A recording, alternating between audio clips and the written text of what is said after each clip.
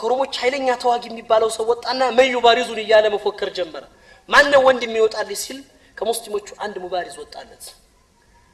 ፈባረዘው ተዋጋው ገደለው ሙስሊሙን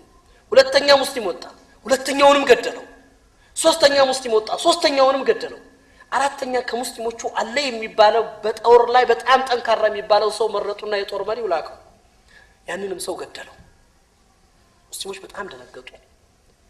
ከዚህ ሰውዬ በኋላ ማን ሊወጣለት ይችላል ብለው አሰቡ አንድ ፊቱን ሙለተም ያደረገ ፊቱን የሸፈነ እንደ ኒቃብ የተሸፈነ ሰው ወጣ እኔ ያለሁልህ አለ ፈባረዘው ተዋጋው ገደለው ያንን ካፍር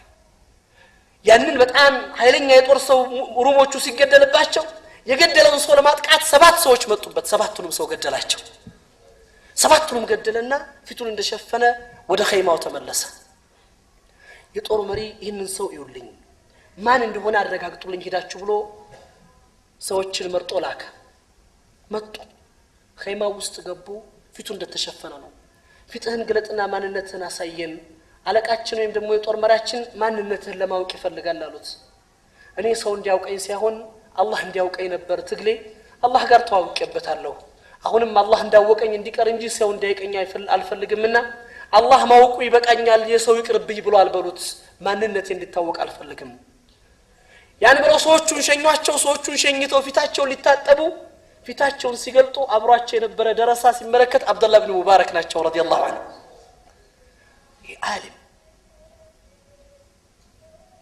ፈክሩ يعني ሀሩን الرشيد ራፊዳዎች አንድ ራፊዲ 4000 يعني የክዝብ ኢፍትራዕ ሐዲሶችን በነብዩ ሐዲስ ውስጥ ቀላቅሎ ተገኘ እኔ እንዲቀደል ሲወስንበት ሀሩን الرشيد እኔ ብትገለኝ አይጨንቀኝም ያ አሚር المؤمنين አለው መስራት ያለብኝን ስራ ሰርቻለሁ 4000 የውሸት ሐዲሶችን ሐዲሶች ኪታብ ላይ ቀላቅያለሁ አለው ለዛ አትጨነቅ አይዞህ አለው አንተ ከግድያው አትድንም እርምጃ ይወሰድብሃል ለዚህ ግን ባለቤቱ አብዱላህ ኢብኑ ሙባረክ አለ ያወጣዋል አለው ረዲየላሁ ዐንሁ 4000 የክዝብ ሐዲሶች አብዱላህ ኢብኑ ሙባረክ ነበር ያወጣቸው ይባላል ሱብሃንአላህ በሁሉም ጃኒብ ላይ ስትመጣ ቆመው ነበር የሚገኙት ደውሬ ነው በሐያት ውስጥ ምን አለ የሆነ ነገር ሲፈልግ አብዱላህ ኢብኑ ሙባረክ አሉ ሄደኛ ነገር